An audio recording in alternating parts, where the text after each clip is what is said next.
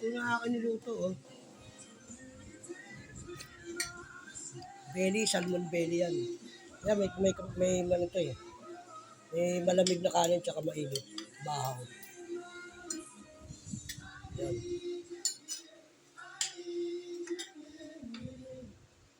Ito. Hindi, kain ka na. Baka mo na serving pool. Kasi kanin, ano rito. Yan, maganda yan eh. Tayo ano yun. So, pag may manghingi nga ng ano, lipat mo rito tayo, mahal ko. Dire. Dito, hindi mo dyan, sa'yo, wag sa akin. Yan, para maabot mo, ibig sabihin. Kaya, kain ka na, sige. Kasi ako, meron ako sa mga dito hinihigot.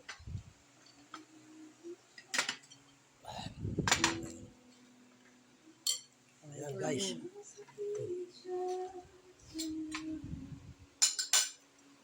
Sige.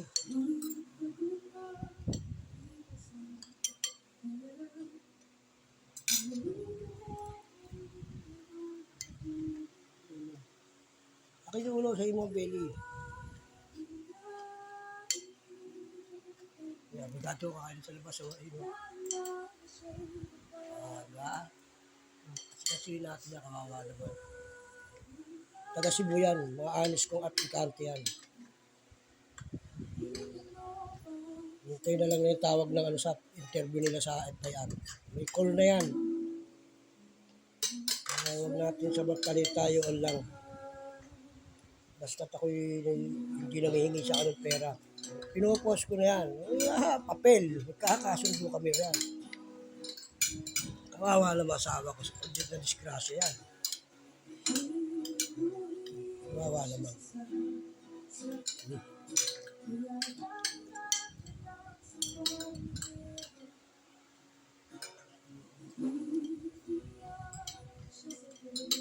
Hindi ko makain beses ko ng ulo. Pero masarap yan. Labi o. Yung naming gulay.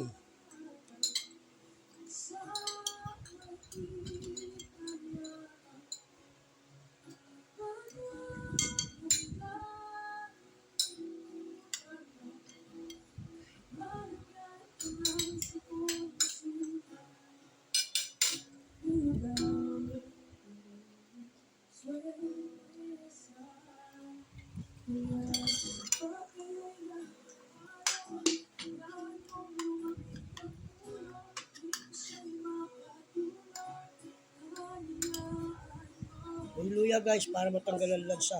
Pero maraming beses na hinugasan yan.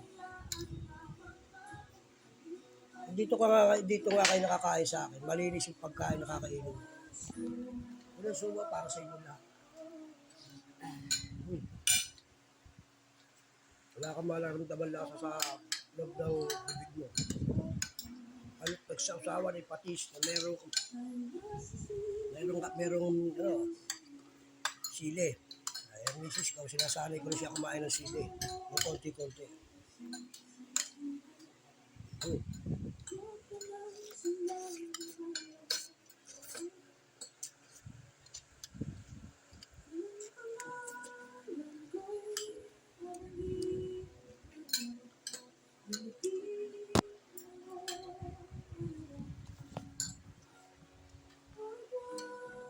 Yung kapal walang doon. Galen. Ulam. Ha? Yan ang bagay sa'yo, kainin, hindi yung saging. Saging, ulam mo saging. Sinong gago mangkukulam doon sa inyo kung ano-ano sinasabi sa'yo? Huwag na siya kumain ng saging. Sabi to sa lugar nila sa Cebu. Dahil may kumukulam daw sa kanya. Anong kulam? Binilihan ko nga ng sawa. Ito, 100, bumili ka ng saging mo. Tantali pa pa.